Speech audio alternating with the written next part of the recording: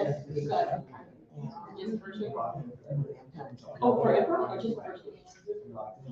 Oh, wow. Okay.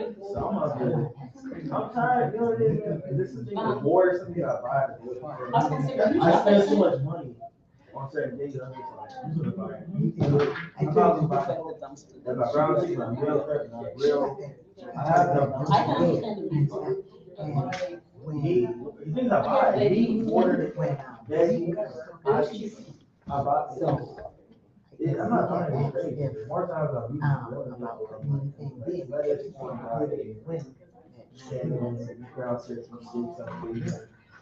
I could really just go on now. Free curbside down like that. So order some fries and then. Why don't you want to go on the store and fish before? I like it. There's not color food when I go to public.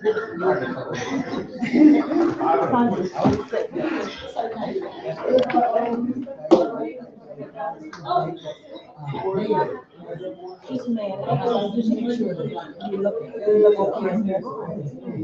It is now, I tested it. I don't know if you want to expand that so you can see it. Just expand it. Look up here and see if it's expand. No, stop. Come on here.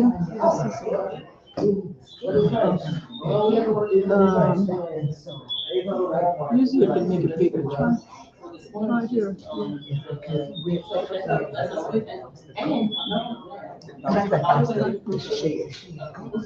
Usually I can make it bigger. Yeah. As long as you can see us in there, it's okay. Can you plug it up down here? Okay, thank you.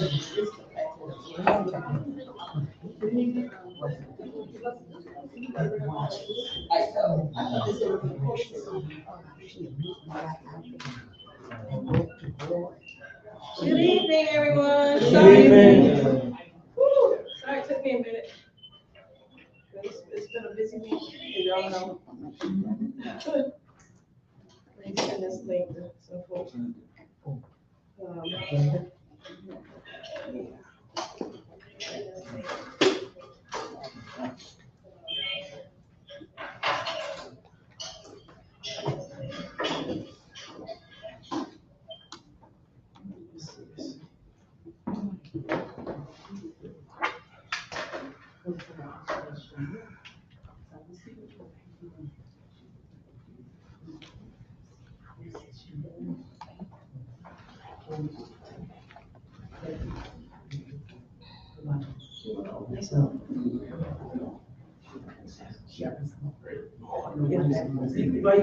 Wait, if you want to, because you.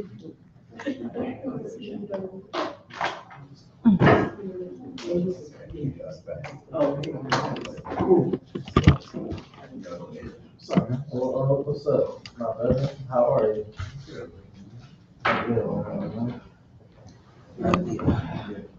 So I did. That's what I'm Too much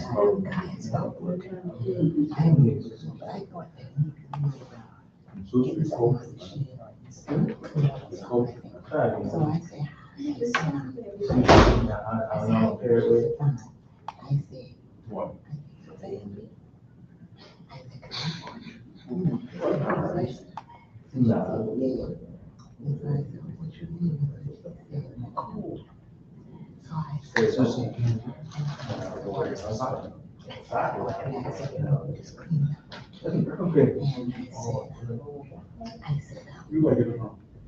Little spot, like, I don't know, that was called. You know, down the bar. Oh. It's a little sushi spot. Crazy little old wall. Y'all supposed to that's a little better. I see what you're saying. I want to put that. I got close. Man. And that'd be the spot for sushi, like, I'll try to look the whole. I can very much enjoy the whole. You got a little tight spot right there. Yeah, I was not there. I was like, yeah, not right now. I have to do number 20. I already know what I'm getting. See, I have to do number 20. I already know what I'm getting. She said she might. Number 20. Yeah, it's great. I mean, I tried to go with home people across the street. Not good, but yeah. So, but I went to that other side, many times, the summer, that was another one. So, she filed, now. You like Indian? Yeah. I heard him about it, I had it. That's fine. I'll watch my clip. Maybe we start a meeting. Can we open up a prayer for our standing, please? Those who can stand. Father God, we come to you, now. Thank you for this power, Father God. Father God, we ask that you come in the midst of this meeting, bless us with wisdom and understanding, and those who may be on the way, continue to bless them and bless the homes that are on the way, and the family. These blessings we ask all of them in Jesus' name we pray. Amen. Well, we don't have minutes, from the last two meetings, we were at St. Paul, we'll talk about that in a minute. I'm gonna go ahead and let, the resource officer and code enforcement give their reports, just in case they have a place to be. Good evening, how's everybody doing today? How's everybody's Juneteenth?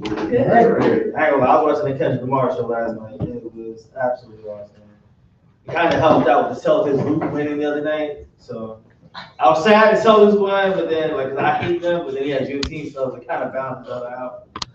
So, that being said, I heard it pray was really good on Sunday. I heard it was a success. So yeah, 4565 Gator Avenue, stolen vehicle.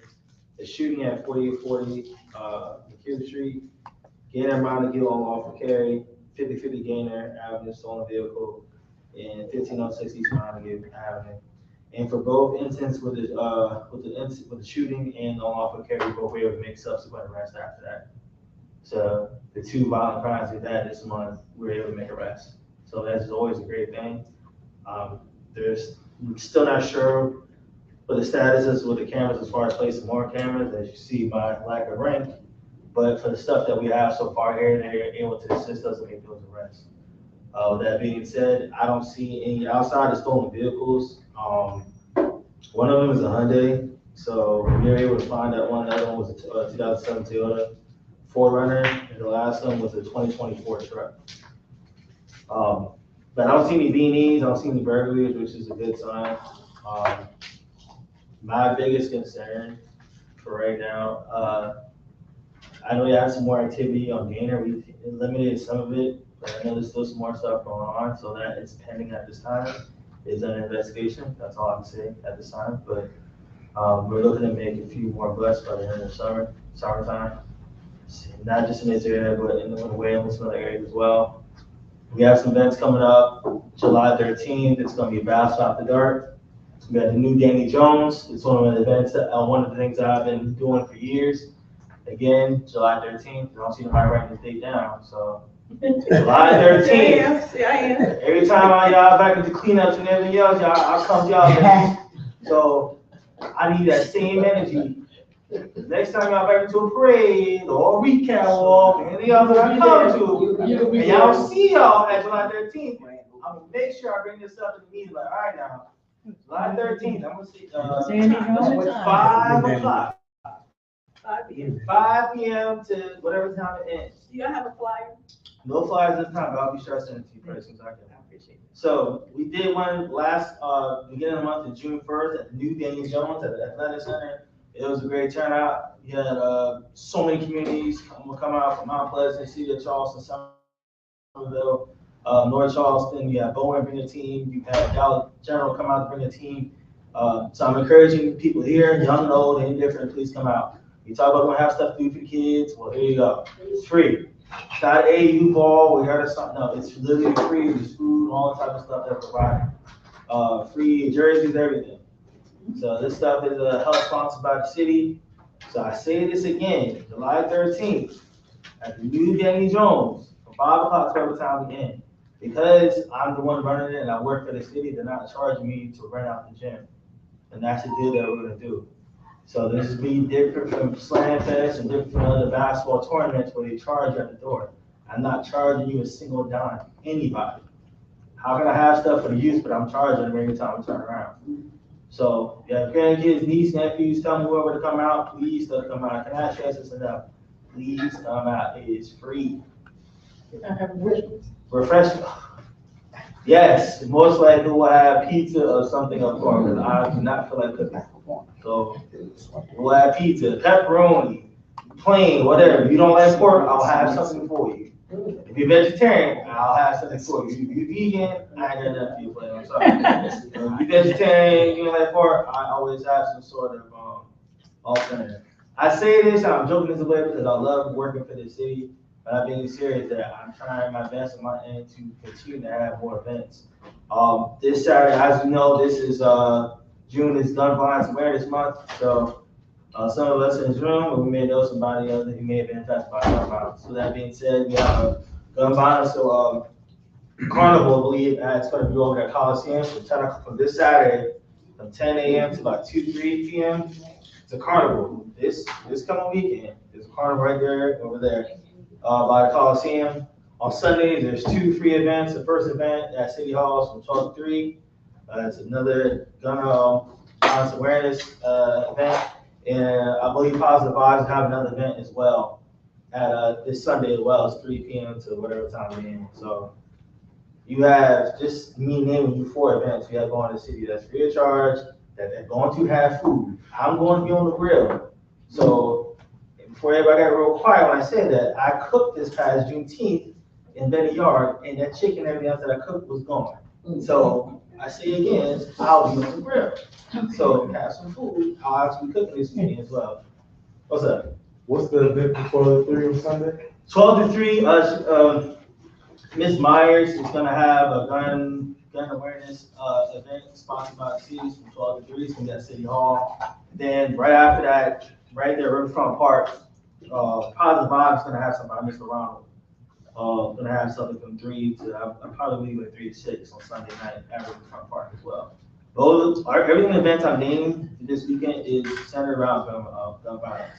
But all of them are barbecues, all of them have free food, free gear. So I don't know about y'all, but I need me a new tote bag. So I'll be jacked on one of those 3 events to give me a new one. So with that being said, those are the events we have going on in the next few weeks. When I have a final date for National Night Out, I'll give that to you guys as well. I believe this year's National Night is gonna be even bigger than it was last year. So if anybody wants to be a vendor or just want more information to volunteer, I'll pass information to you next month. Whew, with that being said, yes, sir. Other than Danny Jones, is that off of 26? No, right over here. Right over here, I'm sorry. So I know there's 2 centers. There's a Atlantic Center on Remount Road, and I'm talking about the Danny Jones Army right over here. Okay. So right over here. That's where the new one's gonna be on July 13th. So, no. Oh, because you're pointing this direction. Okay. I'm gonna pretend I'm on East Mountain View, because, you know, we in Liberty Hill, so I'm thinking like everybody, all right, cool. So you know what, East Mountain View, you know that CBS is at, right? You make that left. You know what I'm saying? On that side, make that left. New Danny Jones Army right there. All right, listen, y'all know I'm from New Jersey. Come on, y'all know I'm from New Jersey. I am not from around these parts, all right? But We got it. that's what we're gonna have July 13th from 5 o'clock. Not on Remount Road, right now in Russellville, right now in Ferndale, right over here off the mix. Okay. And again, I cannot stress enough, it is free. Free. We have all type of events going on around here, and people are trying to, I'm telling y'all, it's free. I'm telling you right now, man, if I don't see none of y'all at this event, I'm telling you, the next event y'all have, I'm going to conveniently, I see this streaming, I'm going to have a cough. I'm going to develop a cough right before that event to make sure I can't come. So, with that being said, is there any questions or concerns? Not for the events or for law enforcement as well? Yes, I ma'am. have a question. Yes, ma'am. So that facility over there is gonna be called Danny Jones?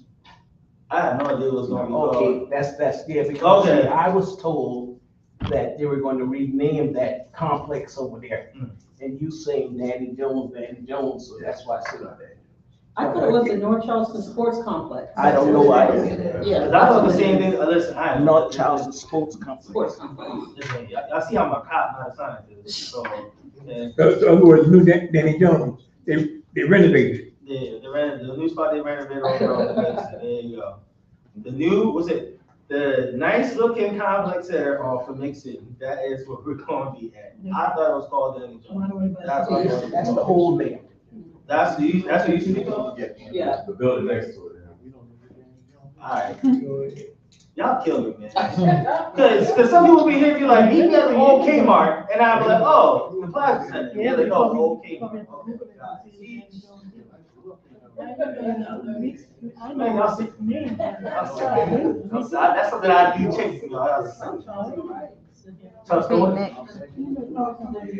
Alright, Lord, so I had to do another recap walk and Hawthorne in a second, but, if nothing else, y'all have a safe weekend. Y'all have a good time. I expect to see y'all at some event and. I got another question. Yes, So ma'am. you said y'all caught a suspect off of, Q Street, Two or the shoot, or when they of shot? them. Yeah, two separate shooters, yeah. So then they shot up the Q Street again? Right. Twice already? People, I don't understand, well, people, we are having information, you try to go back and do it again, like, you're not gonna know who you are. So, Wow, okay. yeah, so, when we call it, so. So thank you for that. Yeah, and y'all, I don't know if y'all know, but they did hit the house on Gaynor and curtail that activity that was going on there, so we thank them for that. They had a real big sting. I think they had 13 arrests, so, Which house? on Gaynor's, new house on Gaynor, it was, On the other side of the I think they call it trap house. Yeah. The same house that y'all been, the same house y'all been complaining about, that's the house I hate. Oh, People still, they call it trap house. 13 arrests. 13 arrests. 13 arrests. I think they call it track house. That's a track house, I think. So, And so they did a great job. Let's give them one.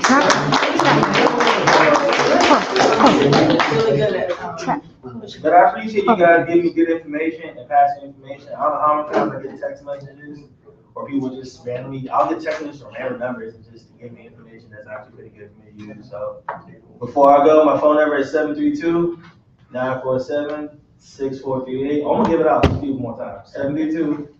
732-947-6438. 732-947-6438. 732-947. And your name, officer? 6438. Christopher Cooper. Cooper? My name is Christopher Cooper. Oh, Cooper? I give my number out Officer every Cooper. meeting I'm at 4 times. Charleston Farms, everywhere I go, 4 times. So if somebody complains to me, I'm gonna, the first question I'm gonna say is, did you give me a call, leave me a text? If you text me, and you usually get a reply, relatively fast. So. Oh, all right, okay, got it, all right, got time, all right, all right. Thank you. No problem. Have a good evening. Yeah, code enforcement. Before you go, Tammy, anybody, need to give their membership fees, please see Gail. Gail, you're out in the back, raise your hand, Gail. We have 2 prizes. The first 2 people that will pay for the rest of the year from June to December, will get a prize, the first 2 people. So. See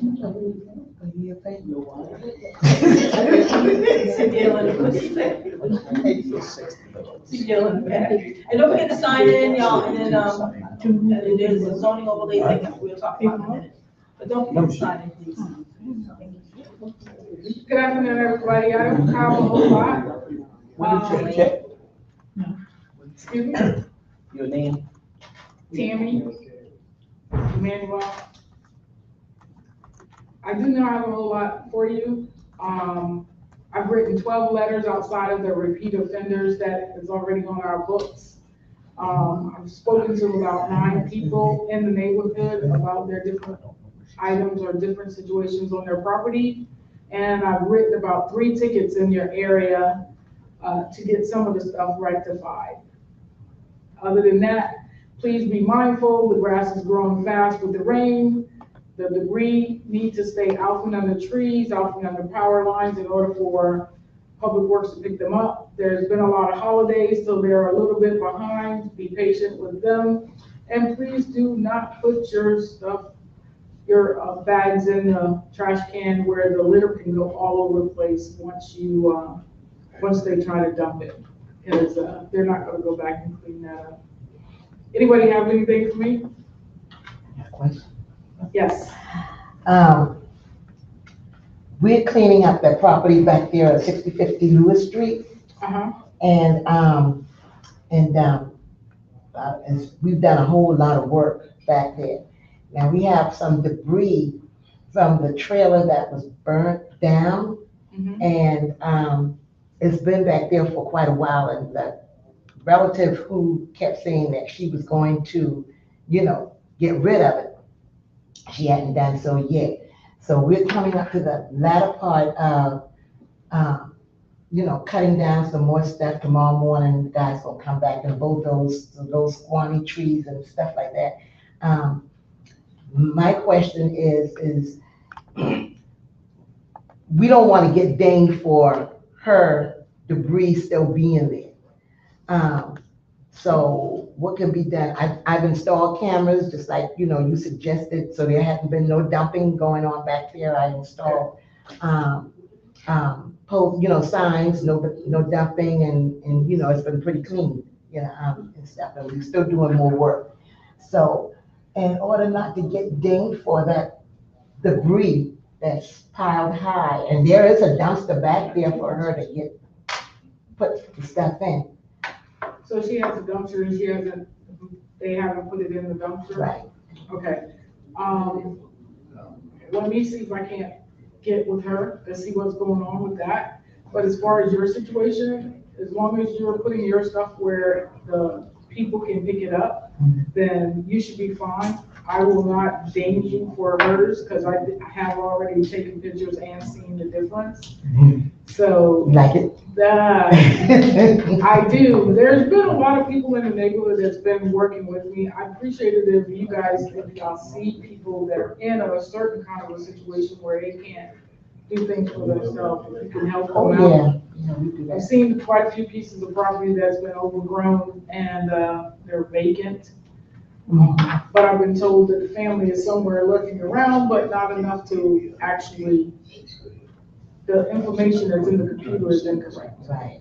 So it's difficult for me because they're trying to hide from me with that kind of stuff. The house that's on the corner as you're entering in, Yeah. that's where we're gonna, help our cousin Hawkins, tackle that too. Okay, because that is also one of the ones that did not have the right information in the computer. Right, yeah, because I couldn't find who owned it. She doesn't own it, but she knows the person, the person who owned the house, he's deceased. So it's like an heir thing with that kind of, that side of the family. So Okay. we just want to beautify the whole area, so.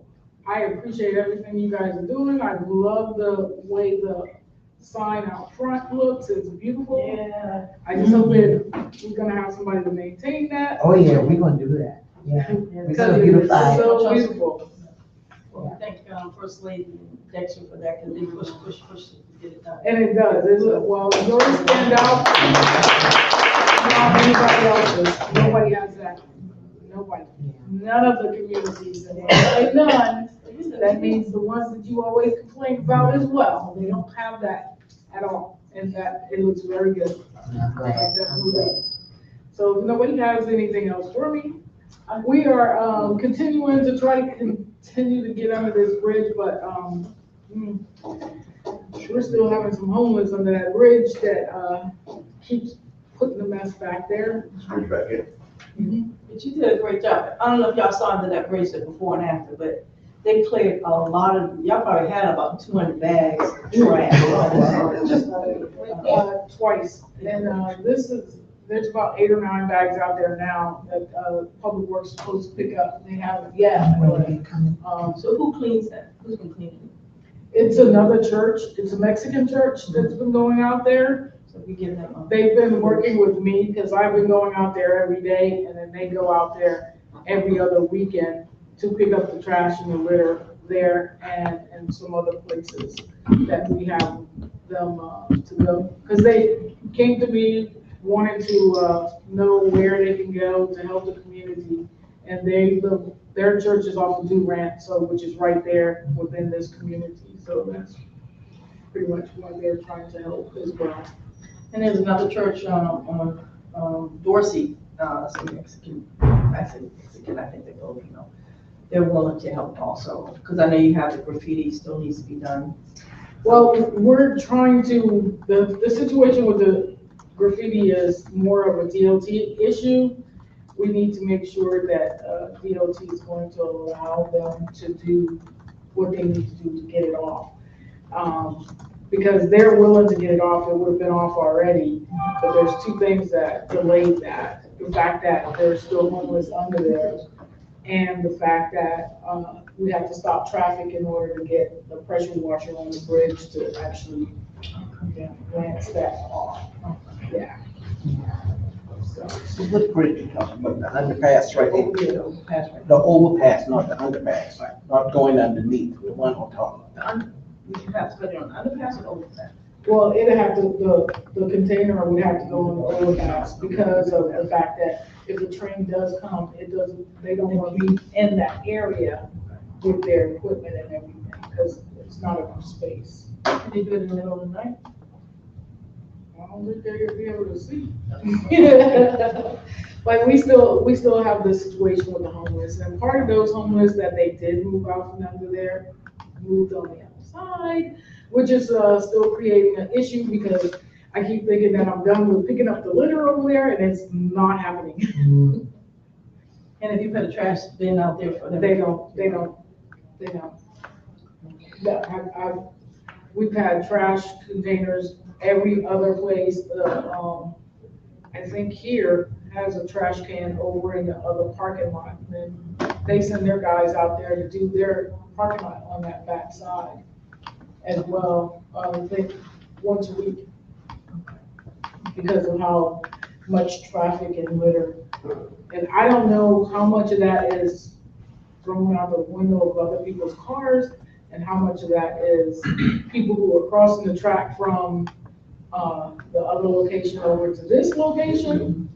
Because I've been over there and I've been seeing it all. And I'm like, oh my gosh, you can't just put it on the homeless because it's more besides them that's putting that particular litter there. The ones on the streets and the ones on the inner part of the railroad track. But the one that's right under that bridge, that is the homeless there. Okay. That is them. And until we can get them out from under there, it's going to be difficult to get that and keep it clean. And one more thing, on behalf of the family, I gotta say this, I sure appreciate the cooperation and the patience of the code enforcement, public works. They really worked with me, in getting that property straightened out.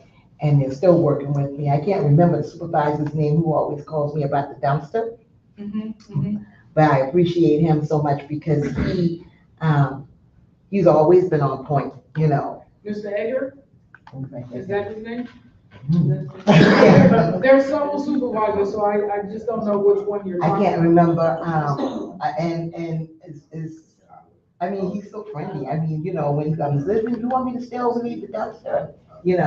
But I can't remember who he is, but I'll find out because I do plan on sending a Does he formal ride letter to him. around in a blue vehicle? I've never seen him.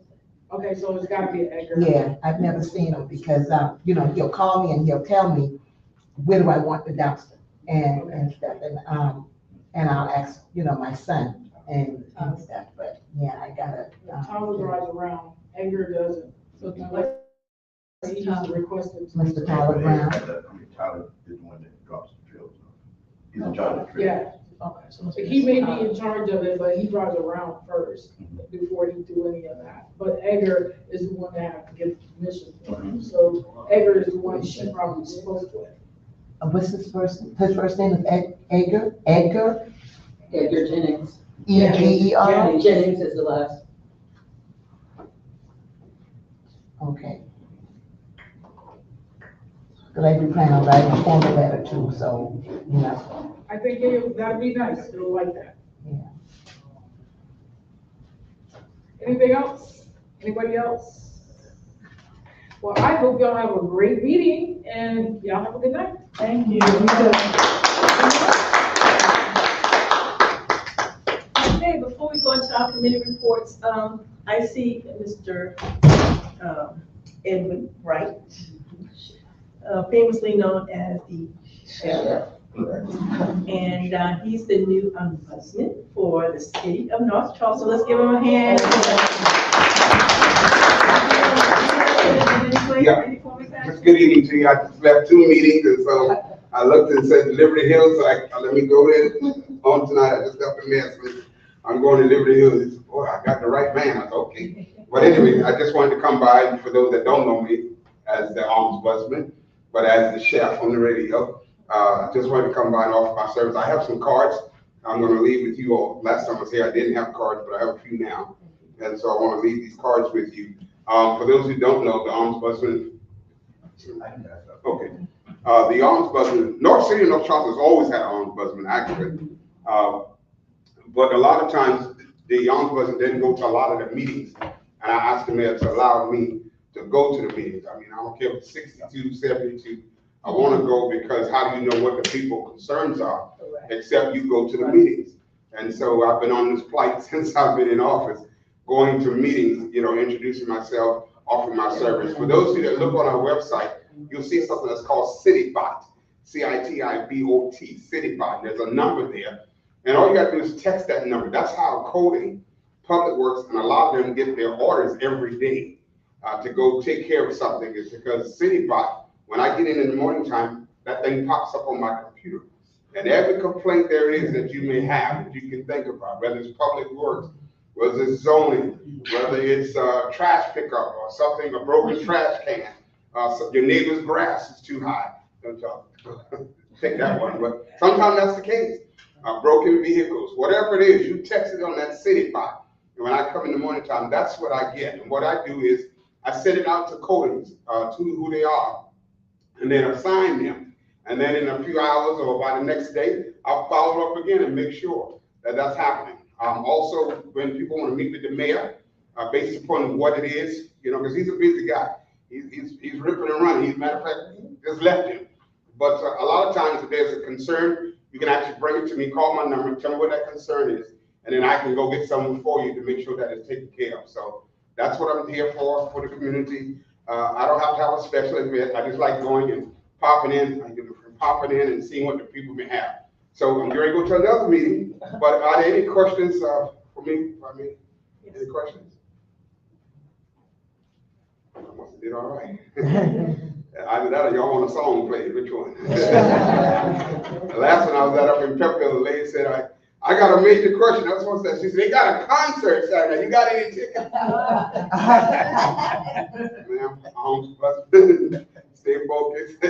And I gave her my number and email. She texted me the next day. You got any tickets now? Wow, can't get rid of the tickets, but thank you all, Liberty. Thank you all for the parade. It was awesome. We had a great time being there with you all. And so those are the collaboration things that the mayor wants us to do. And so we're going to continue to do those great things. All right. Thank you all so much for your time. Thank you. All right. Definitely. I do have some Sure. flyers to send you for some of the events we're having. Oh, Okay. that's no problem. Yeah. So if you have an event that's going on, get it to Ms. Valerie. Like I said, I'm still connected to the radio station. Before I left, we created something that's called Around Town. So it's all 6 of our stations: Star 99.7, Heaven 100.1, The Box, the country station, 2 girls and a guy, who else? Chuck. All of us are connected now. I designed that before I left. So what happens is you get a flyer in time. It has to be in time. 3 weeks, I prefer. 4 weeks would be great. But if you do it in 4 weeks, they'll actually bring you in and interview you. And you'll actually be on all of the stations at one time. Now, you probably won't get me because I'm at City Hall, but they'll get you on there. You can tell whatever you're doing in your community, whether it's cleanup, whether it's selling cookies, whatever the case may be. If you give it to her, she has my email, and then all collectively, I can send it to the station. Is that all right? Sounds good. Thank y'all so much. You got a great mayor. Trust me. All right. Take care. All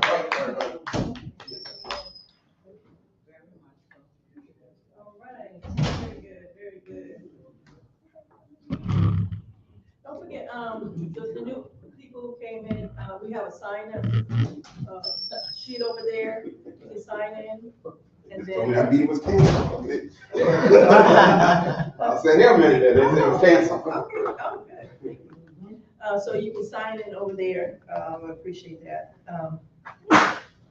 Also, what's on that sign-in sheet, just being consulted by our lawyer, that y'all need to give us permission to use your videos and audios, because we do say things in these meetings. It is on YouTube and Facebook, so it's out there to the public.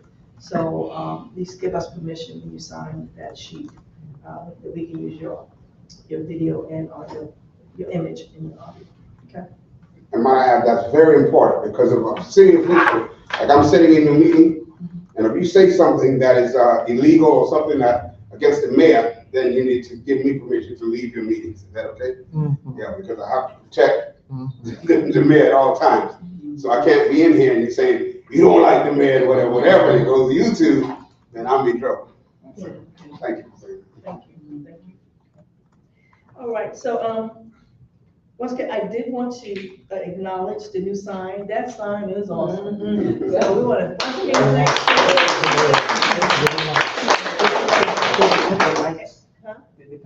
they are going to put the spotlights on them, on both lights, and so that's going to be exciting when that comes. But we sure appreciate the push. They really pushed it through. And I think the city is going to maintain the flowers and everything. They already got the little water thing. And so, did you want to elaborate on that? Thank you, First Lady, for the effort of fishing. No, we good. We got it, thank you, we got it. Okay. I had a question. What sign is that? There's a sign at the corner of Montague and Gaynor. There's another sign at William Street in Montague by CBS. Right. There's Charity Baptist. There's two welcome signs right there. We took the new signs down, I took down the old sign, and the city put flower box, fill it up with flowers, and they'll maintain it. You're beautiful. Yeah. We're moving on up, y'all. So, the last two meetings were at City Hall. I just want to give y'all an update on that. Of course, Fox Boat Company was trying to change the zoning to make that an industrial park, they were going to take their manufacturing plant to make yachts and put it in that neighborhood. Of course, our neighborhoods have been taken over all the time. That particular area, I don't know if y'all been here years ago. I was a little girl, and it was that smell was awful over there. They had the phosphate plant, and a couple other plants. And the land is still damaged. They hadn't cleaned up the land. So why would you add insult to injury and bring another boat company? So they're tabling it. I'm hoping it goes away. But I think that Fox Boat Company has a 2-year contract with the county. If he doesn't do anything in 2 years, or he can't get the zoning change in 2 years, it goes away. So this is his first year in, so got 1 more year. We're hoping he goes away, and then the county and the city can put some money together to build us a beautiful park on the water. You know, just like they have the Pineapple Park down there at downtown. Yeah. Why can't we have it, on the water? Mm-hmm. So they got Riverfront Park. Let's have one over there, Ashley River. So we're praying for that. Let's touch and agree for that. But the meetings went well. We thank everybody for coming out. I mean, standing room only. We had great participation. So the ones who came, that's counted as your meeting. So that's why we didn't come here. But I hope I did justice by putting out signs and calling. We have a phone bite. Who gets the phone bite? Anybody? I do. You do? Yeah. If not, once you put your name and number on there, we'll add you to the phone bite. And it calls you, it's an automated call, it calls you and reminds you of the meetings and different things like that, activities, okay? Once again, like I said, membership, Gail will take your money. We have 2 prizes. If you pay from June until December, the first 2 people will get 2 prizes. Juneteenth parade, let's give everybody a hand.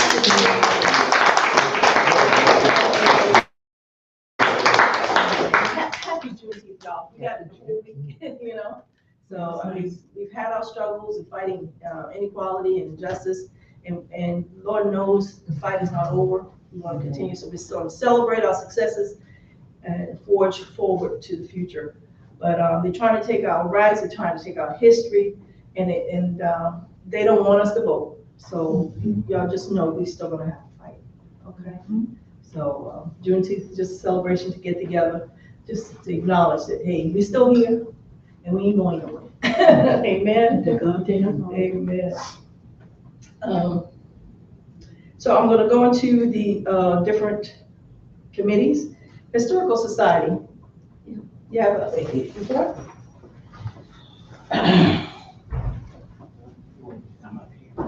Yeah, so she can see it. You show, okay. She'll adjust the camera wherever you go.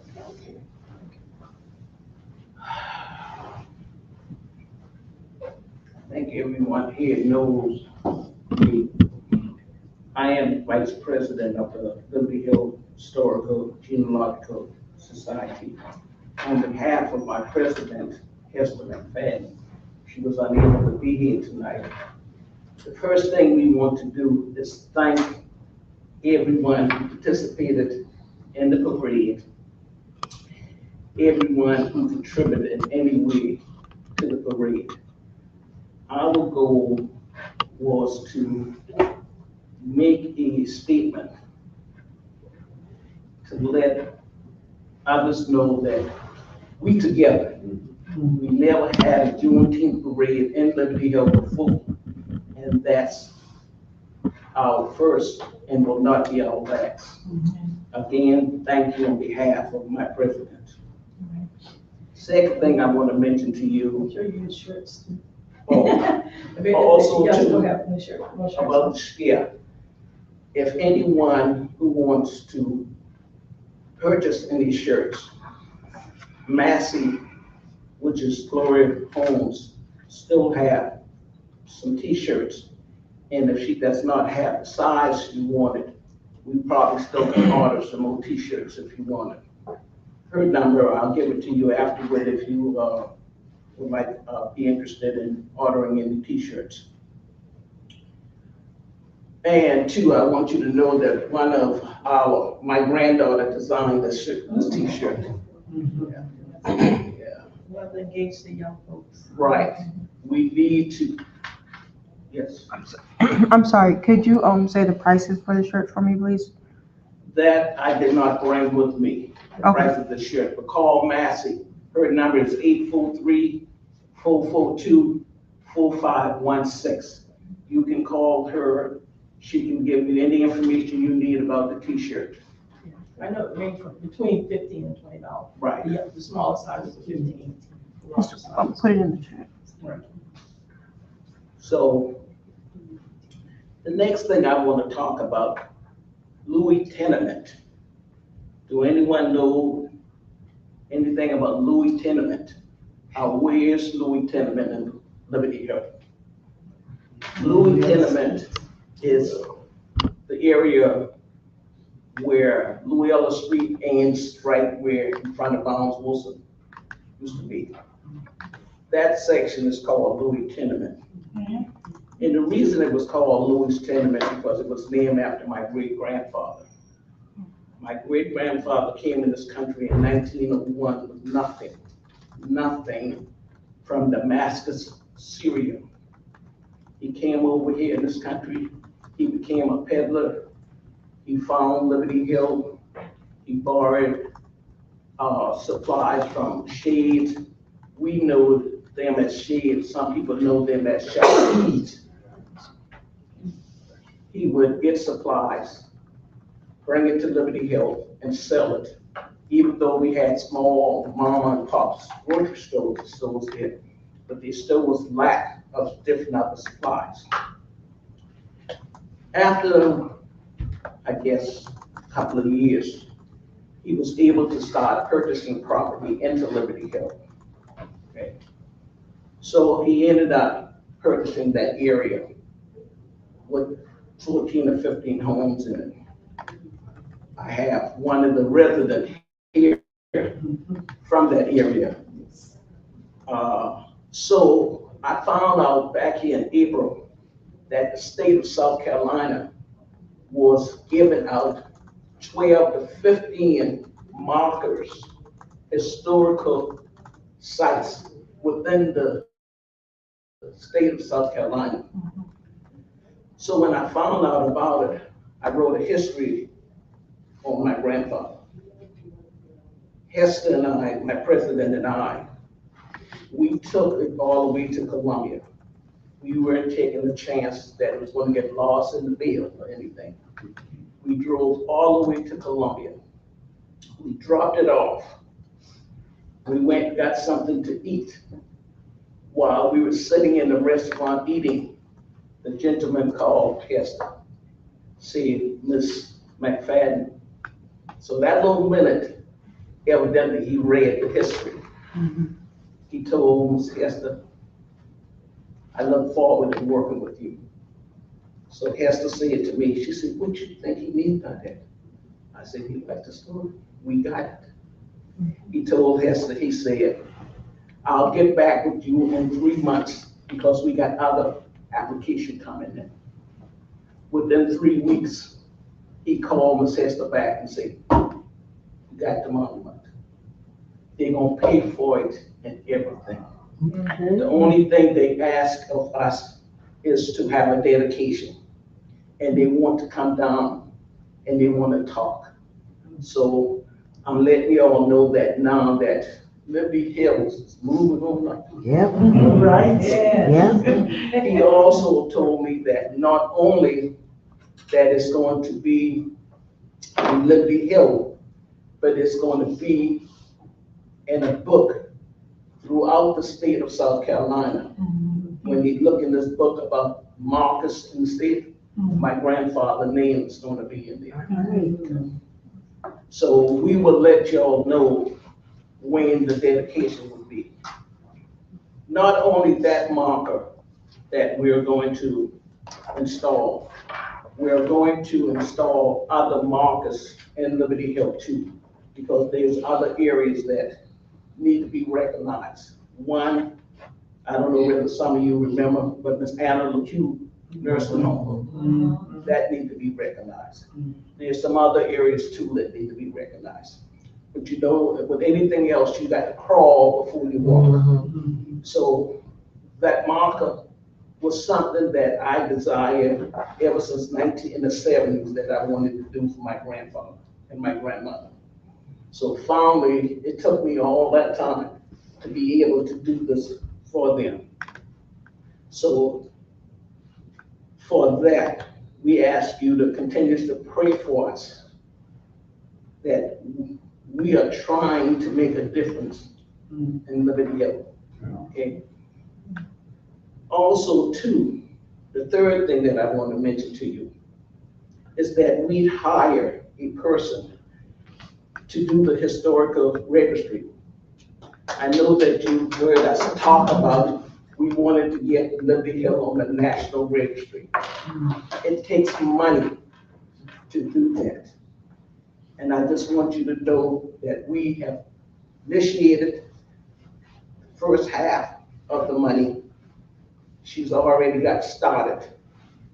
And in order to get a national registry listing, it takes 3 to 5 years. So this is not something that is going to happen overnight, you know, because we got to give account for all the old homes on Liberty Hill.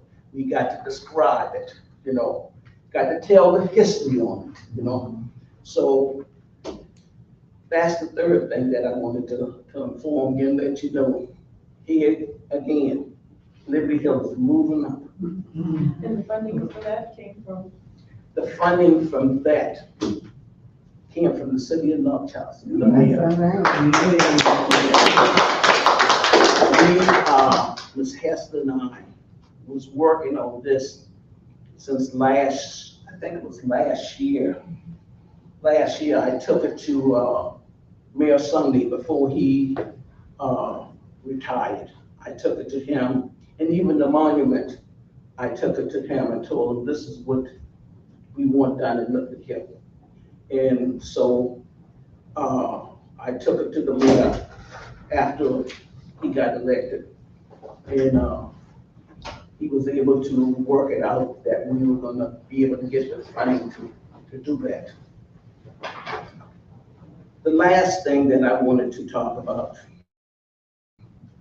is last year when we first started, we started with this class trying to teach the resident or whoever, Liberty Hill or whoever one was interested in researching their family history. Well, we kind of put that on the back burner because we wanted to get the parade, and we wanted the parade to be a success, because your first, what they always say, the first impression is the last one. So we really put everything we had in trying to make that a good, successful parade. So this fall, we're gonna start back with the family research. So anyone that is interested in learning how to research their family, we'll be sending out some information. That probably will come around September. I think last year we did it in September. We did 3 classes last year, September, October, and November. So we probably do 3 classes this year. And if there's no question, do anybody have any question on what we're doing? Yes, sir. With the registry, you said that costs money. Is that, and it was funded by I guess the mayor provided it. Is that complete, or it still needs to be funded? Like, do we still owe money to get that completed, or is it done? Well, what we did, we gave her half to get started. And once it's completed, then she will get the remaining balance of the amount. Okay. So the money's available, you just gave her half, and you give her the other half once it's complete? That's what you're Right, saying? you don't never give nobody all. Right, I understand. I just didn't know if we still needed to raise funds and what the amount was and all that stuff. No, we have the money. God bless us with a mayor that concerned about the city, that wants to work with the communities, and we were able to get the money. Good deal. And like I said, the person that we have that is doing the registry have already got Mosquito Beach, 10 Mile from Mount Pleasant, Snowden. They've already did 3 or 4 communities already. So we chose her. Everybody else was telling us, you know, the amount of money that they wanted to do the registry. But she came in and she spoke with our committee. And a lot of the work that I've done, a lot of you don't know that I've done a lot of work on the history of Liberty Hill. And so she is willing and excited to work with us. She is so good that the city of Charleston that hired her also to do the work down here in the city of Charleston. And so with the registry, what's the significance of that? Like, does that provide for us? Well, once we get on the national registry, you want to elaborate on that? So that will afford us to be either tax exempt, or we will get reduction in our taxes because we are considered a historical community. And then it will afford us to get grants to fix up the homes even more. You know, we get little grants here and there to do a roof or a bathroom or, you know, emergency needs. Right. But that grant will redo the house from the bottom to the top, from top to the bottom. So because they want to preserve the homes. Now, you in the National Registry, the government has really a responsibility to make sure those homes stay historic. So those are the two things. Yes, sir. Good stuff. May I ask, what is the balance? The balance of the amount, Yeah, okay. The total amount that she's charging us is $50,000, okay? We talked with several other people, they were in the 200,000 or 300,000. Okay, so we gave her 25,000 and we owe her a balance of 25,000 that she would not receive until 3 to 5 years from now. Okay, I don't think you can get nobody to work like that. For the work that she have to do, she have to do the research on each and every lot, a home that is over 60 years, 50 years old.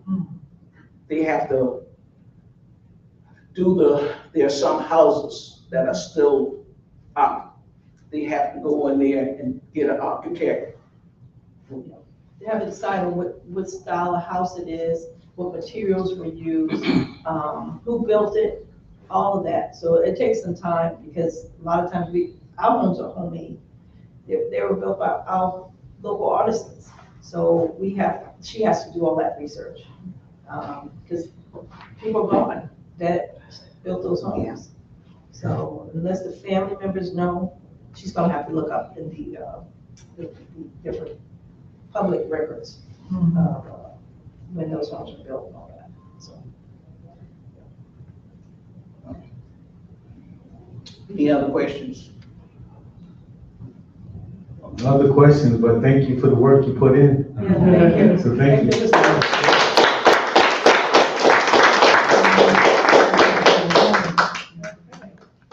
All right.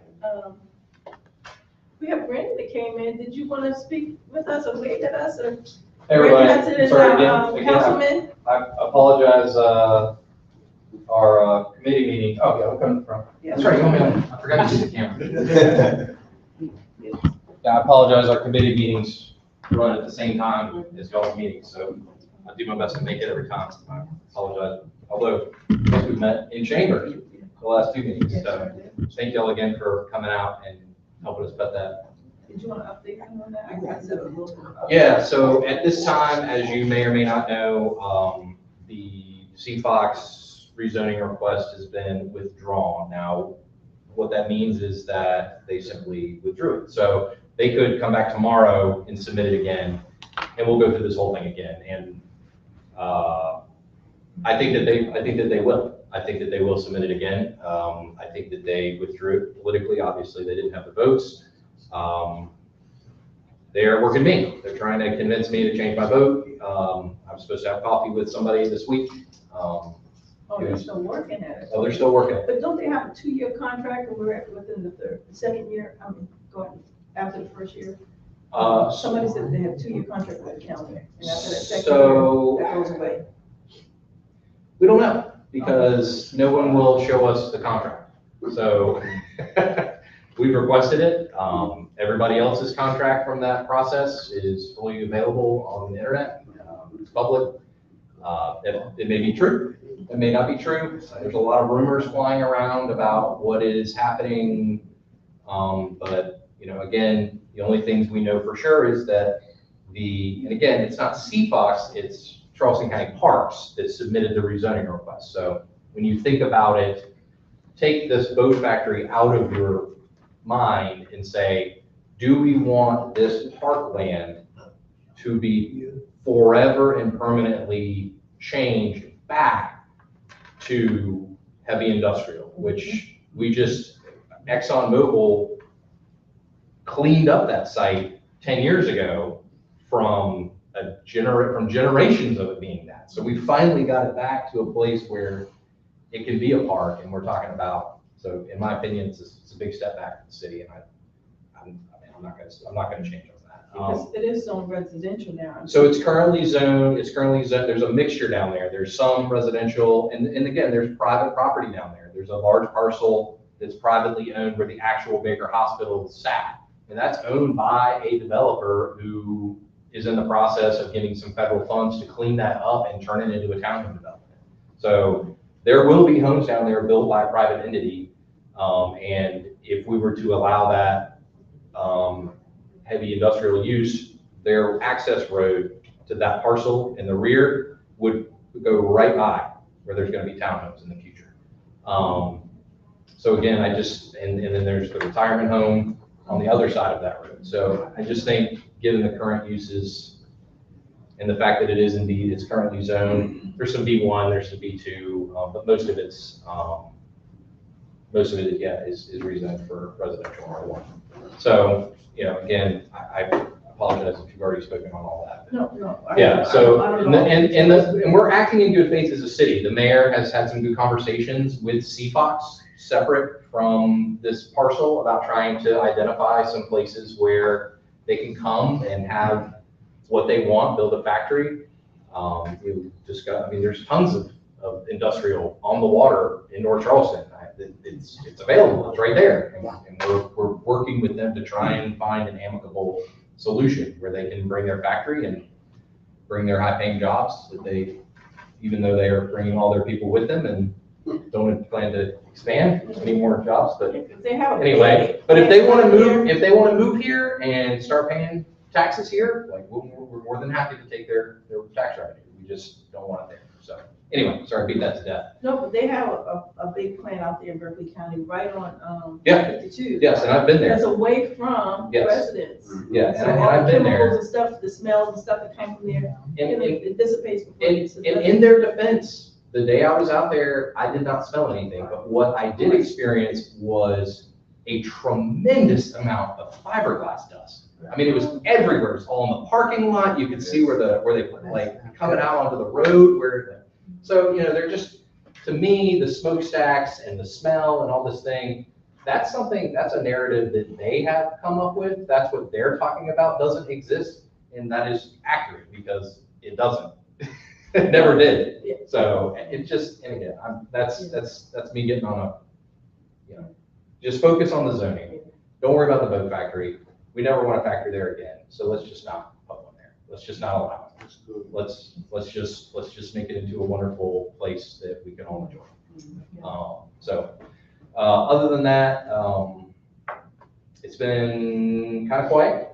We've had, obviously, thank you all so much for hosting the parade. It was my first parade. I'd never been in a parade before. That was, let me tell you, my kid, I think, nearly knocked somebody out with a water bottle on more than one toss. But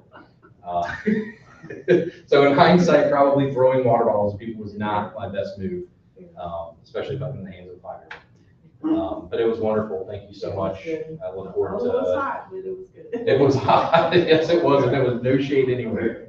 But it was great. I look forward to that annual event. As far as other things going on in the city, the new budget goes into effect next month. So you should start seeing some of those changes that we talked about. It's been so hard for me to come here. I don't know if I've even talked about any of those, but just to, we're always interested. Yeah, so just to recap the new budget, there's some shifts in priorities. So something that the mayor is trying to do, and again, I apologize if this is redundant, is there's going to be a cleanup crew. So their job is going to be, it's a 4-man crew, and their job is to identify the entrances to the city and make them beautiful. So they'll be working around the city. It's 4 full-time positions, and so their job is to go and find these entrances to cities, entrances to neighborhoods, and again, as it evolves, we'll see if it becomes more than that. But to just beautify when you come into North Charleston, that you're not seeing litter, you're not seeing, you're seeing these beautiful entrances, these entryways that are nicely landscaped with the new signs and everything in Liberty Hill. So I think that's a really great initiative. I'm excited about that. I'm glad we were able to find that. I hope that we can kind of tie our code enforcement people into that. Maybe we can use them to kind of enhance the effectiveness of all that. I know Tammy's been working really hard on Liberty She Hill. just left. Oh, okay. I talk to her all the time. And I will say, I got 2 compliments from Liberty Hill, about Liberty Hill last week from people. They said Liberty Hill along the Montague corridor has never looked better. And this person's lived in Park Circle for 25 years. Wow.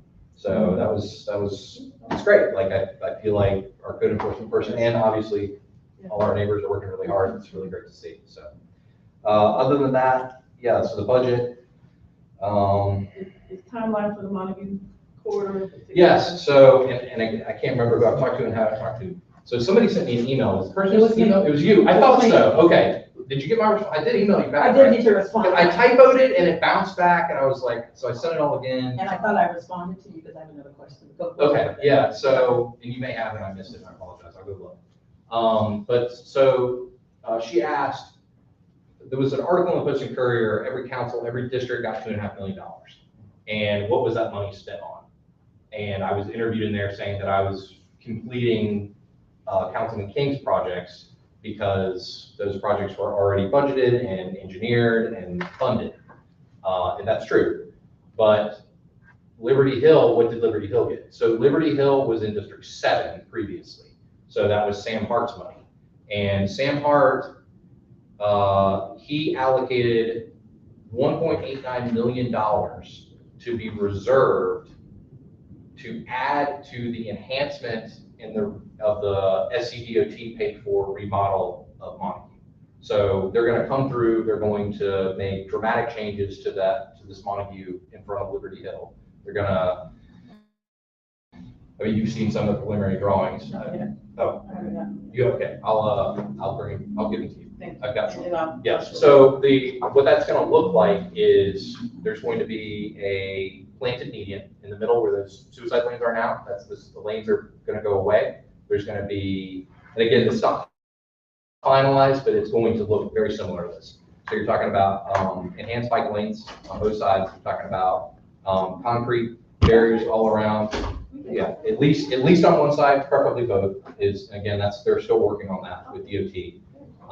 So raised concrete medians that will be planted with some sort of vegetation. We'll see, hopefully trees, and then streetscaping along both sides. Clean up the sidewalks, maybe even new sidewalks, depending on what DOT is able to, what they determine. Because as you know, Montague is a state-owned road, so this project is coming from the state. And then, so what DOT will pay for is asphalt and concrete, right? So everything in addition to that is going to pull from this $1.89 billion that Mr. Hart left to this community, which, I mean, that's a lot of money. Yeah. So, yeah, so, and he also paid for the engineering study that does this design. So we're basically paying for the design to give to DOT, and then DOT will come in and do all the pavement and asphalt to our specs, and then we'll come in and do additional enhancements. So where DOT would just put in an ugly concrete median down the middle, because we paid for the engineering drawings and design, and we're paying for the landscaping out of this $1.8 million, you're going to get a beautified median that is going to be much more attractive and much more desirable. And then again, the idea is, depending on how far that money goes, street trees down the sides. I was talking with the mayor just the other day. In fact, we were on the float coming down and we were talking about what are we going to do? What does the city want to do? There's some programs out there, some federal money, some state money, and then obviously whatever's left. Mr. Hart's money to do like a unifying fence. So we pull out all of the fences that are there, those chain link fences, and just kind of mix fences and do like a unified metal fence. So we were talking about transformative work. And again, none of that would even be remotely possible were it not for the $1.89 million and $139,000 engineering that Mr. Hart set aside specifically for Liberty Hill. So that's an impressive gift. I don't think any other neighborhood in the city has anything remotely that large dedicated to such a small area. I have a question. Mhm. You talk about Mr. Hawks with District 7. Mhm. Keep in mind now, District 7 was this side of Montague Avenue. That's correct, I live on that side of Montague, which is now District- Nefertiti's district, correct? District 8, Oh, I'm sorry, yes, which was District 8, right, and it was Bob King's district. that's right. Okay, so what happened to Bob King money? So Bob King's money was allocated to sidewalk and drainage projects. The vast And majority. Liberty Hill? No. So he and Mr. Hart, my understanding is, and again, Bob is no longer with us. The conversations I had with him was that he and Mr. Hart had agreed that Mr. Hart would leave that $1.89 million for the enhancement of Liberty Hill. And then Mr. King, who's previous District 8, there's very large sidewalk and drainage projects in Charleston Farms. And then there's a lot of drainage projects throughout the remainder of Park Circle, which used to be all just District 8. Again, so District 7, just Liberty Hill, that one, it's just over $2 million total for Liberty Hill. And then the remainder of Mr. Hart's funds, he did $300,000 $400,000 sidewalk project in Livermore. Okay. Yeah. I saw, Bob and I go back 40, 45 years. Everybody goes way back. I saw Bob, 2 or 3 weeks before he passed. And he told me to get with you in reference to Liberty Hill. Yes. And I didn't, and I regret that. Yeah. I regret that because he told me, he said, "You talk to Brandon." Yeah.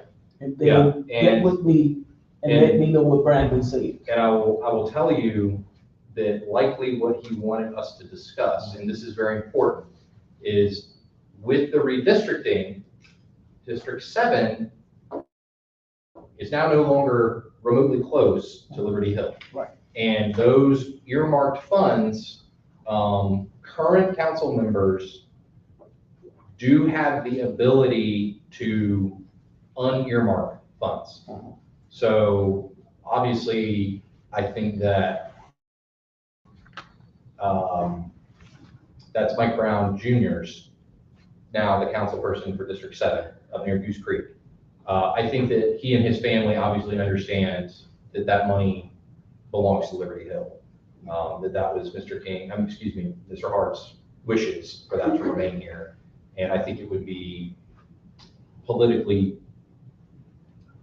silly for him to try and do something different with that. But there are other councilors who in other districts, the first thing they did was cancel all their old projects from their previous councilors. So I think that we need to make sure that we keep an eye on that. Because again, he could at any time say, you know what, I want that money for my district, and it could be pulled. However, obviously the mayor would be totally in opposition to that. Obviously, I would be very upset about that.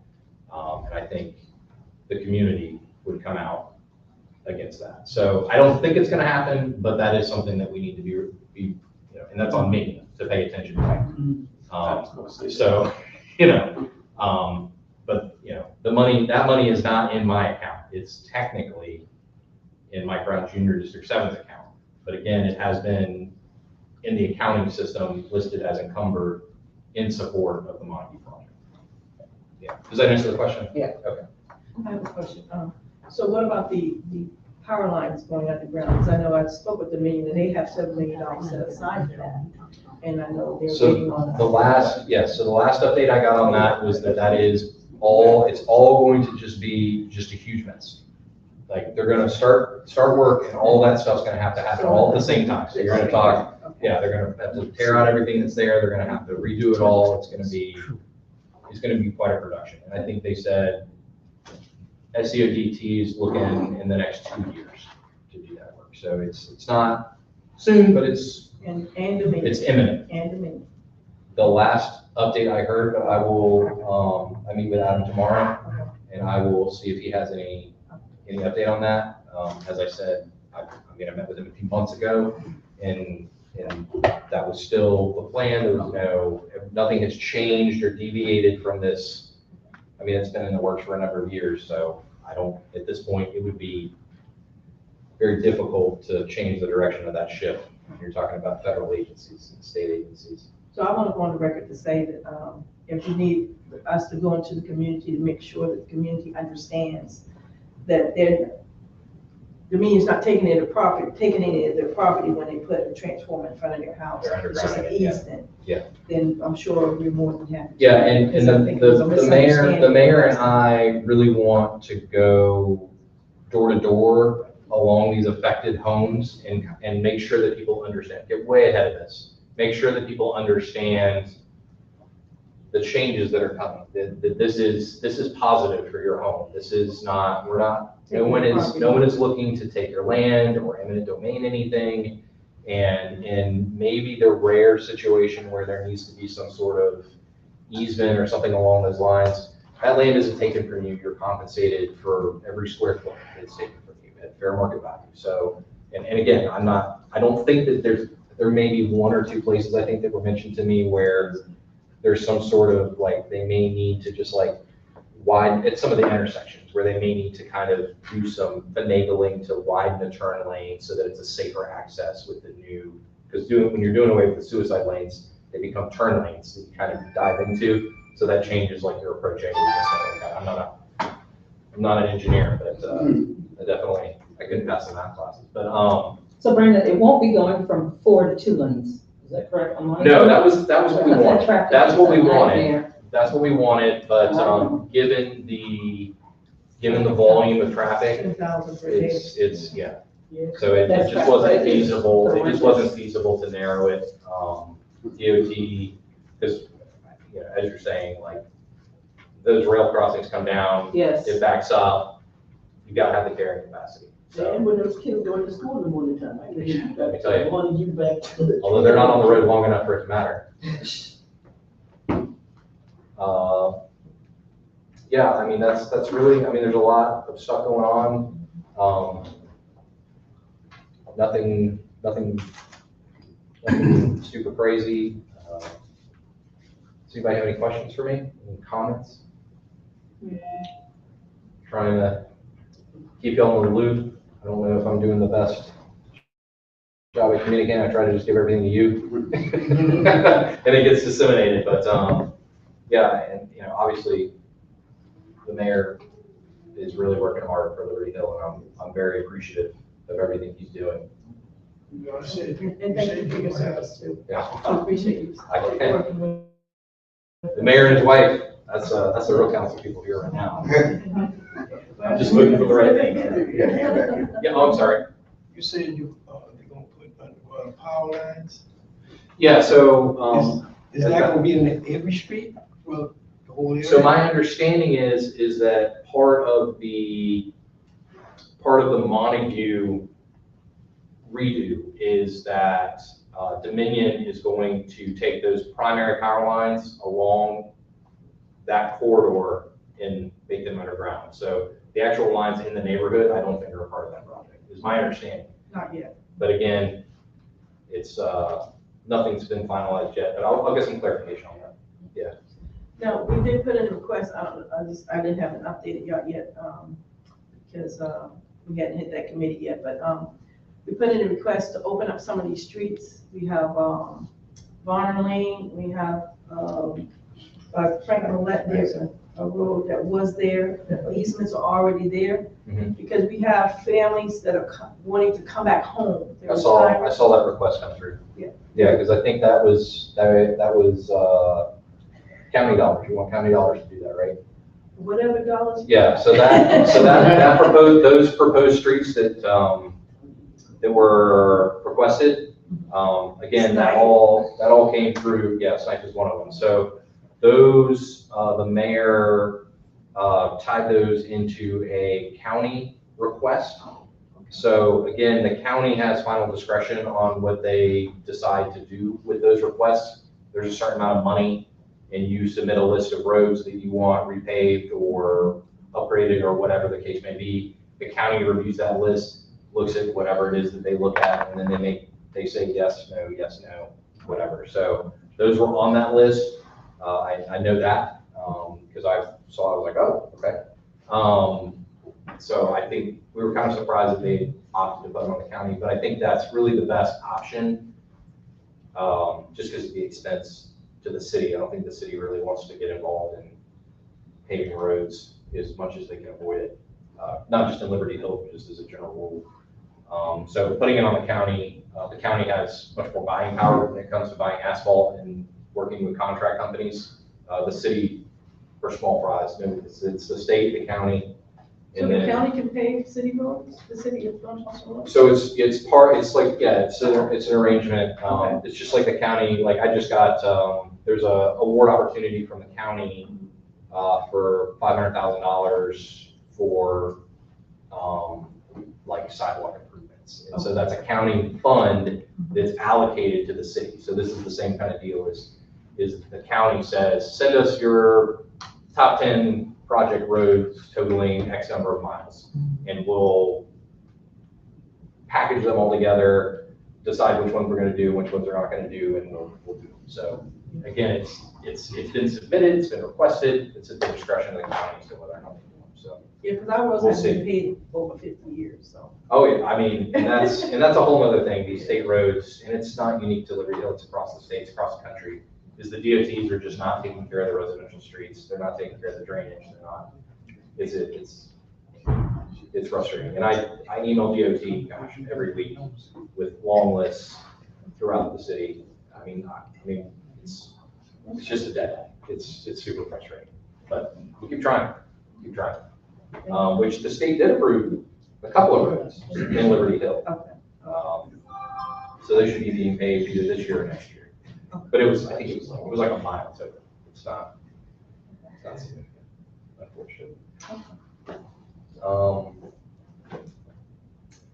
I need to get with you after the meeting about something. I don't know if we want to share with the group, but we'll talk.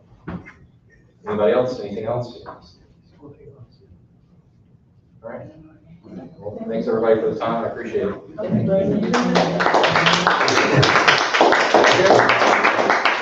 Okay. You want to follow me up? No.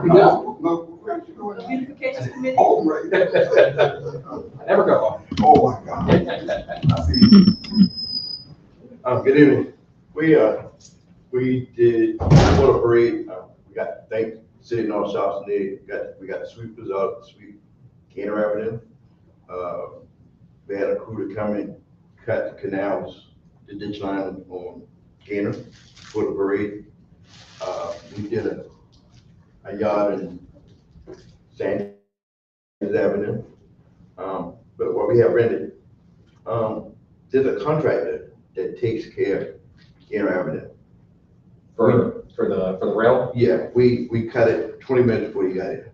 He sprayed it. And I don't think he's coming back to town. He was there last year. He don't pick up no trash. So I try to get with code enforcement to write him up. So it's something brand new out here, but right, and see if we can get with them too. Okay, yeah, and I mean, Tammy should have the authority, I mean, obviously, like the tickets. Yeah, because we kept cleaning it, but there's a group that out of Hollywood contractors.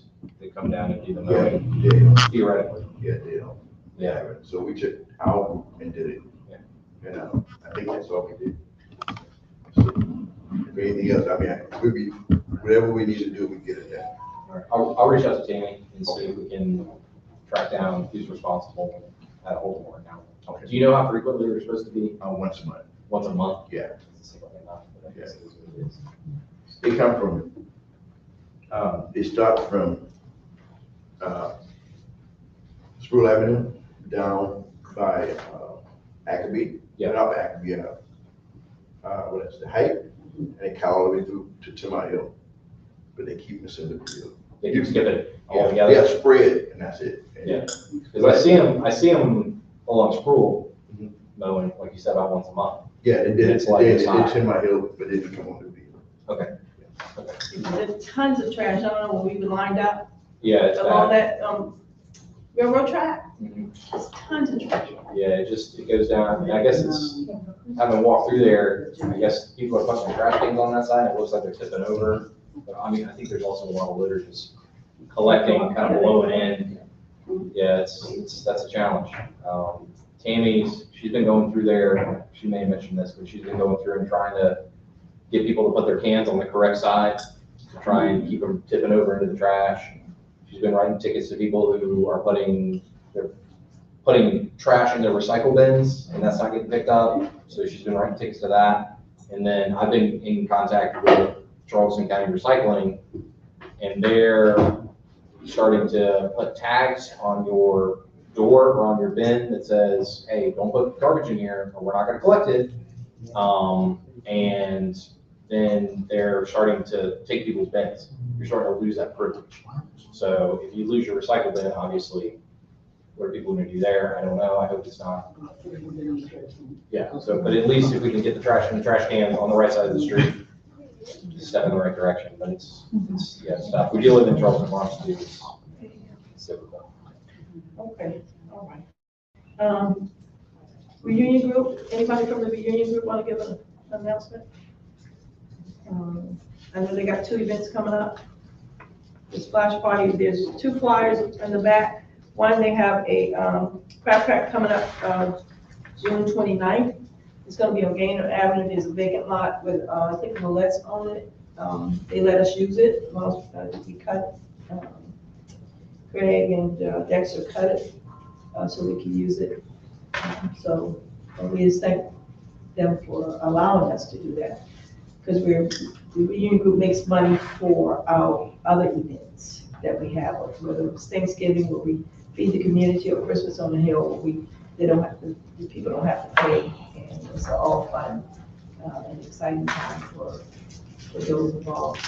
So come out and please support the reunion group, June 29th on Gaynor Avenue, and then they have a community splash party July 20th.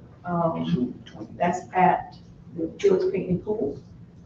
That's an aquatic department gives us the Liberty Hill Day, and everybody's free that day to come out. Okay, Political Action Committee.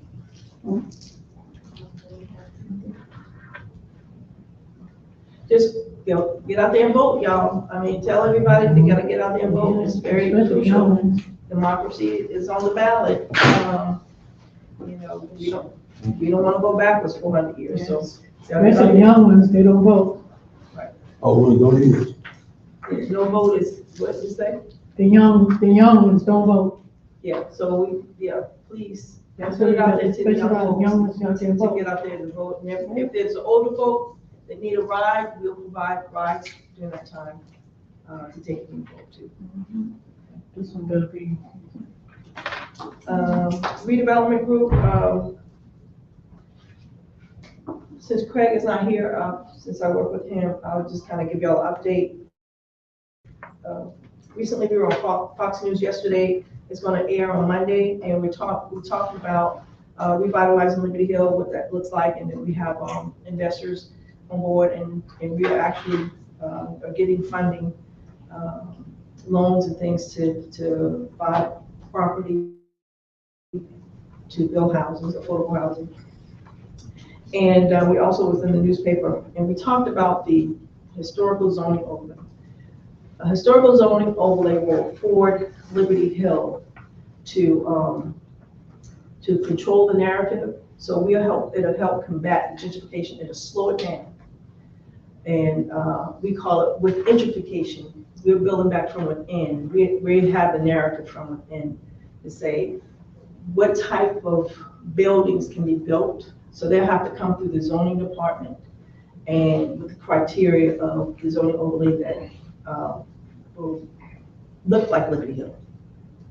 The houses will be more what we call a bungalow, what they call bungalow cottage style houses.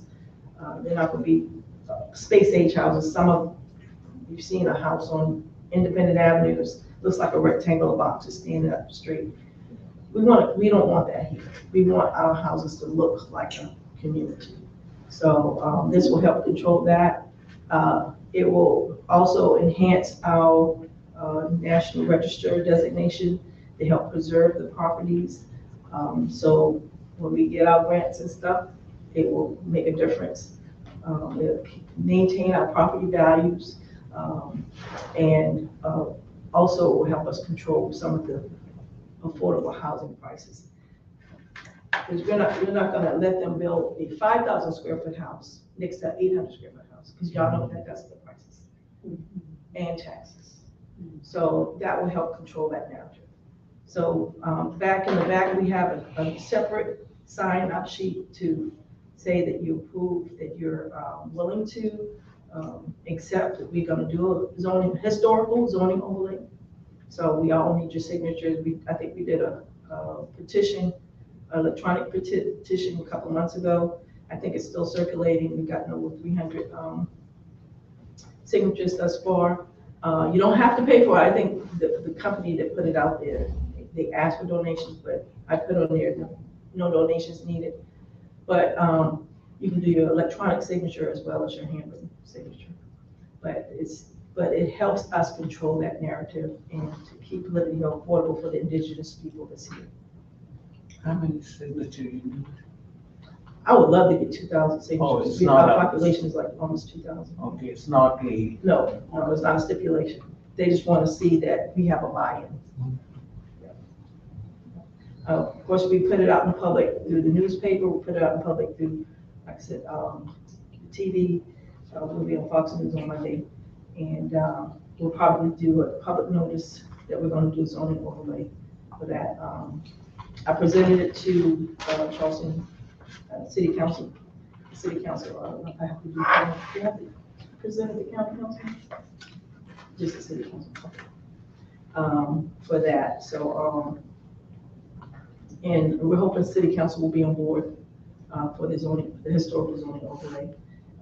Park Circle has one now that they operate under. So, and they're 100 years younger than us. Just one area. Uh-huh. The majority of Park Circle doesn't have one. Just Okay. the behind the downtown area. Behind the downtown Yeah, area. that's the only historic overlay district. Okay, okay, so they have part of it. And we're still 100 years old, so it's well overdue. We should have had that long time ago, but that's okay.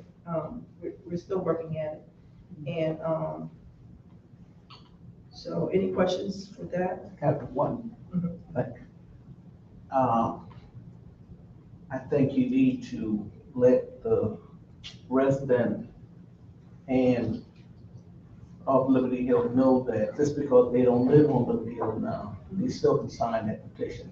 You know, I don't want them to leave out here and say, well, I no longer live on here, I can't sign this petition. But you born and raised, either you raised up on Liberty Hill. Yeah, you have some tie with Liberty Hill. And you have an interest to see Liberty Hill move forward, so. So, yeah, explain that, yeah, just address that. Sign that petition in the back that you're for the historical zoning overlay. Or you can circulate it throughout our meeting. Okay. Any questions on that? Community plan. Jerome, can you explain? Jerome is part of the Behavioral Redevelopment Group, and he's going to explain about the community plan and who's involved with that. And it's the comprehensive plan that we had asked people to sign up for, but we're really just concentrating it to Liberty Hill because a lot of investors and banks, they don't want to talk to us unless we have a community plan. Just like a business plan. Hey everybody, my name is Jerome. For those who don't know me, I'm from North Charleston, born and raised. I was in DC for about 7 years, and I moved back last year, and I bought my first home in Liberty Hill. I live on Gaynor, 4902.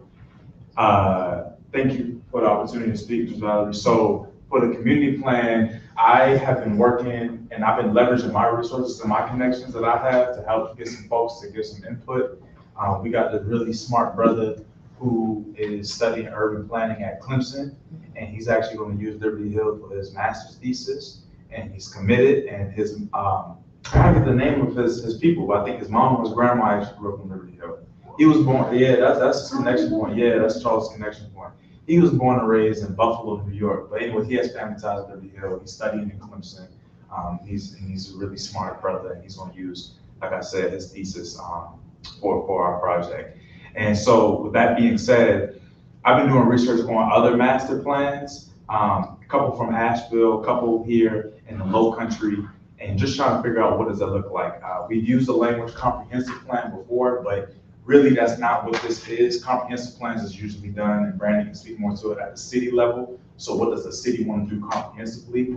What we're trying to create is a version of what they would normally call a neighborhood master plan. And so with that neighborhood master plan, when done properly, we include things like, hey, we know that that SCDOT is going to do the streetscaping. We know that the new North Charleston Sports Complex is built. So we do things in conjunction with what the city is already planning to do to make it more viable to the city and to the county. But in this particular instance, I think we're also looking at this more or less as a development strategy. And really some background from me too. So I studied business in undergrad. And so what I'm thinking about it too is how do we make this more so meaning as a financial incentive. So that way investors can look at us and say, hey, this is worth the investment.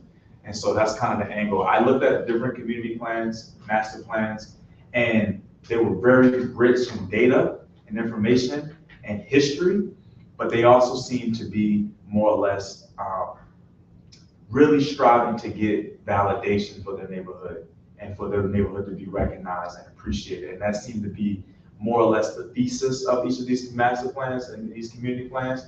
And I think for us, the angle's a little bit different.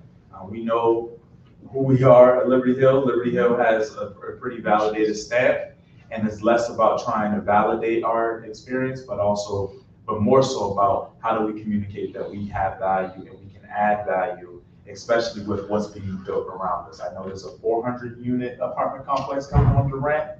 Is that about right? I think it might be 240-unit complex coming on Durant. We're looking at the complexes up Montague, the Emmett. You look at the North Charleston complex, you look at Park Circle. So there's the value explains itself, really. And so we just got to be strategic as to what type of businesses we want to put here, what can we do with the land, how can we do this in a way that is in alignment with how the community wants it to look like. And so that's kind of the angle that we're taking right now. And that's the goal over the next couple of months, is to create that version of a master plan that's a little bit more financial meaning. So we can also use it to, in conversations with city council and county and so on and so forth, but more specifically for these investors.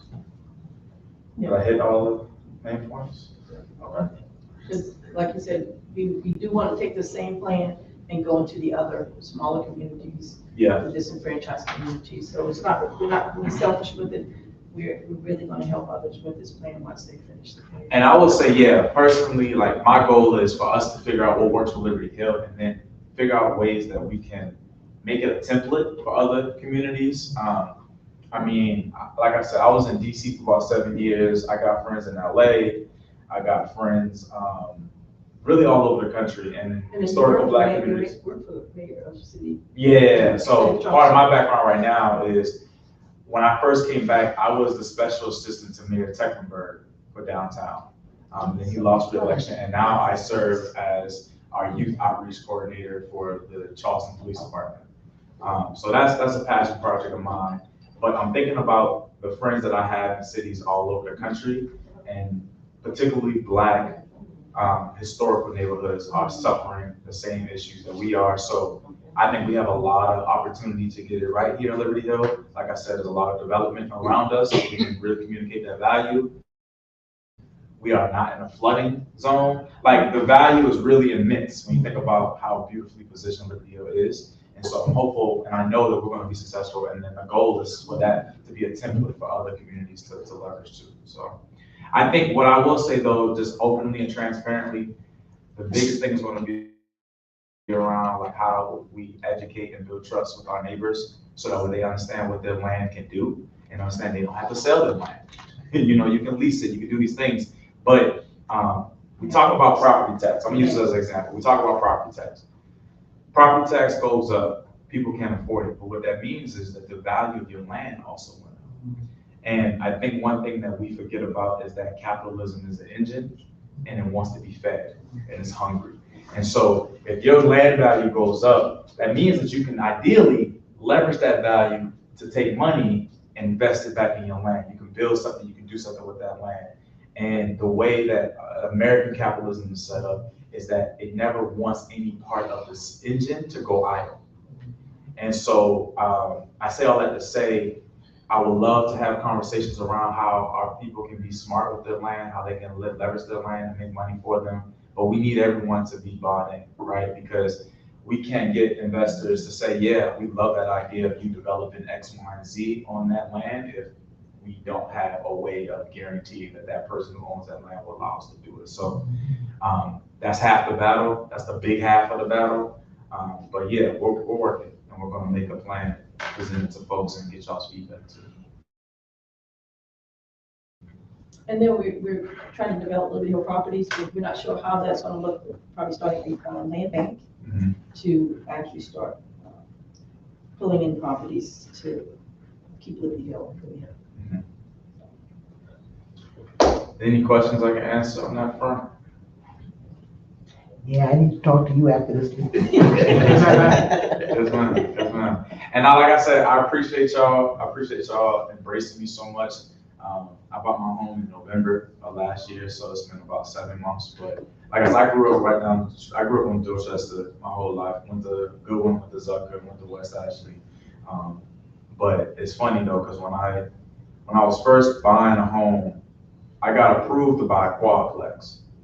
And so my goal was to get a multifamily somewhere, buy a quadplex, and do it that way, right? Because my grandma needed a place to stay, all this, and I'm putting all this pressure on me, yada, yada, yada. But then I saw the house on Gainer, and it was pretty high at first, and the price kept going down. And I remember going to sleep, and I just couldn't sleep. I kept thinking about myself in it, whatever the case may be. And then I called up her nephew, Steven. I didn't even know, your cousin. I didn't even know they were related, but I called up Steven and I was like, hey man, I want to put an offer on this house. He's like, I thought we was doing the duplex, the multifamily thing. I was like, I don't know, man. Something about that single family is calling me. And it just went seamlessly. And so I think I'm here for a reason. I'm glad to be back home, and I'm glad to be serving Liberty Hill in this way. So And the beautiful part of him, he moved next door to the trap house. You know where you at? I didn't know a couple next to the trap house because one of the dudes over there I actually went to school with. And so I've known him since I was a kid. And so, you know, one thing about the work that I do too personally, and me being in education, one of my big homies said something to me that he tells his mentees all the time. Like, I can be you just as much as you can be me. Like, I was a kid that went to the fancy school, but I mean, we all grew up together. We all hung out together. So I never felt nothing. I never felt no threat next to the trap house. Yeah. He embraced everything Liberty Hill, which was a beautiful thing. Yeah, you gotta take it. That's a testament to his personality. So, yeah, just like the other day. We're gonna be working. We're gonna make we're gonna get a draft soon, and we'd love to get everyone's eyes on it and get everyone's opinion. And I think like the biggest thing too, like y'all live here, y'all from here, y'all have so much love here. I got so much love here, but communicating what's possible to our neighbors and to our fellow family members in Liberty Hill is crucial. And how do we put the agency back in their corner so they can do with their land what they want to do. But also, you know, I'm gonna try to add some zest in there. I think there's some things we can do because in addition to supporting the community that's here and our elders that are here, we gotta find ways to bring more young Black professionals into the neighborhood too. And so that's about different business models, different things that'll make this attractive for young Black professionals as well. So that's all part of what I'm trying to like infuse into the plan too. Like, how do you get more 30-year-olds here who want to start their families here? Because that's how you keep the generation going. Building that generational wealth. You said what? See, we need babies, man. Yeah. So I'll be that voice, 27-year-old, every-year-old. The younger generation. Because he knows Allison Hilton, so we're hoping to pull him in, and he does fight for younger. All right, y'all. Thank y'all. Appreciate it.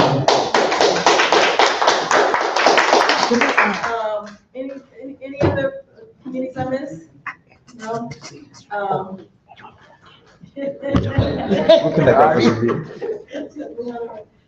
New business, any new business? I did want to ask a question. I see we have representation from Next Generation. And we had talked about doing street captains and then the Living Hill app. Y'all have any updates for that? I should have some, updates for you on next week. We're gonna be.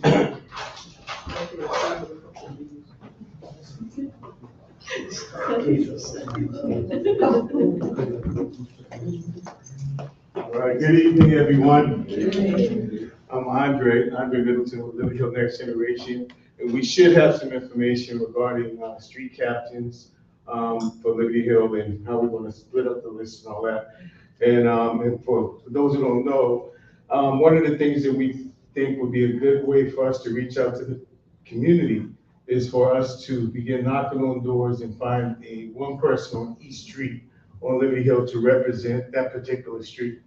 So maybe a captain and a co-captain, so that when we have time for us to give out information, we at least have one person from that street who can represent that street and making sure they know what we're up to, especially given the information, like what Jerome is doing.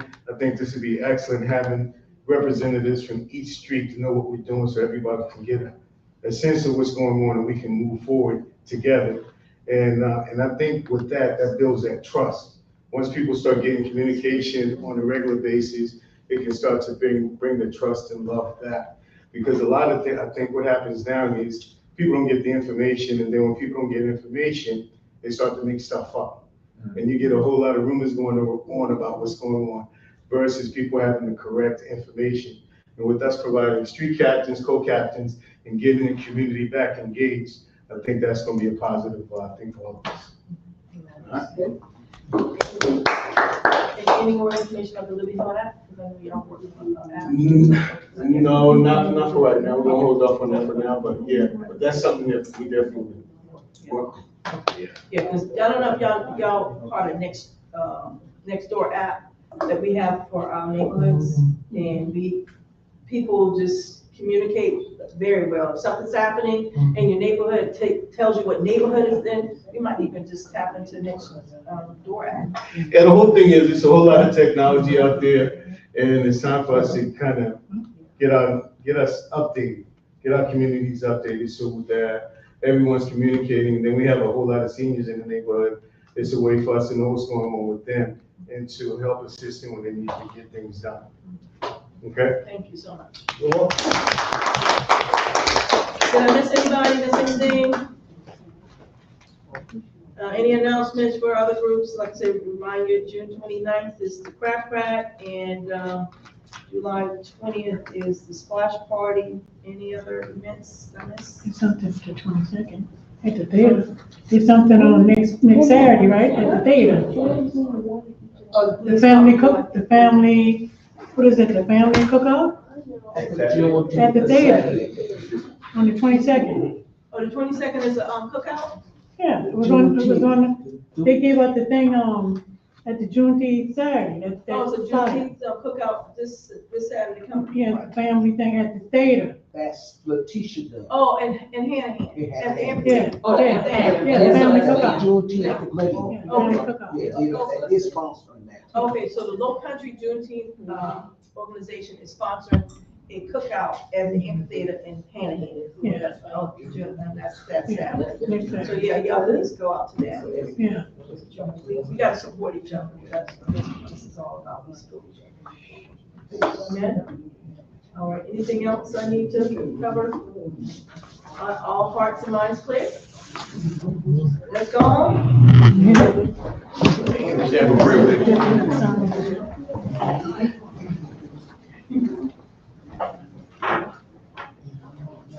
Thank you for your time, too. Father, we come again, thank you for the meeting. We ask that you bless this meeting. We ask that you continue to bless each one of us in our homes, on the video, and our areas, and our family abroad. Father God, we thank you for this. We ask that you keep us safe until we see each other again. In Jesus' name we pray. Amen. Did anybody win the gifts? Who won the gifts? Okay, from June to December. June to December. Oh, I'm still in the way? Where's the? Oh.